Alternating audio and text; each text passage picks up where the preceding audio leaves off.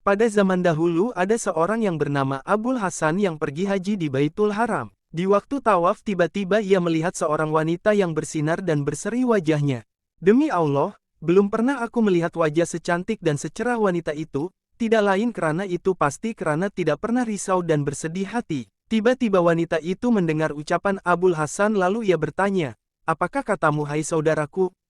Demi Allah, aku tetap terbelenggu oleh perasaan duka cita dan luka hati karena risau, dan seorang pun yang menyekutuinya aku dalam hal ini. Abu Hasan bertanya, "Bagaimana hal yang merisaukanmu?" Wanita itu menjawab, "Pada suatu hari ketika suamiku sedang menyembelih kambing korban, dan pada aku mempunyai 2 orang anak yang sudah boleh bermain dan yang satu masih menyusu. Dan ketika aku bangun untuk membuat makanan, tiba-tiba anakku yang agak besar berkata pada adiknya, 'Hai adikku, sukakah aku tunjukkan padamu bagaimana ayah menyembelih kambing?' Jawab adiknya, 'Baiklah kalau begitu.'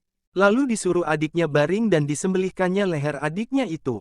Kemudian dia merasa ketakutan setelah melihat darah memancut keluar dan lari ke bukit yang mana di sana ia dimakan oleh serigala. Lalu ayahnya pergi mencari anaknya itu sehingga mati kehausan dan ketika aku letakkan bayiku untuk keluar mencari suamiku, tiba-tiba bayiku merangkak menuju ke periuk yang berisi air panas. Ditariknya periuk tersebut dan tumpahlah air panas terkena ke badannya habis melecur kulit badannya. Berita ini terdengar kepada anakku yang telah berkahwin dan tinggal di daerah lain, maka ia jatuh pengsan hingga sampai menuju ajalnya. Dan kini aku tinggal sebatang kara di antara mereka semua. Lalu Abul Hasan bertanya, "Bagaimanakah kesabaranmu menghadapi semua musibah yang sangat hebat itu?" Wanita itu menjawab, "Tiada seorang pun yang dapat membedakan antara sabar dengan mengeluh melainkan ia menemukan di antara keduanya ada jalan yang berbeda.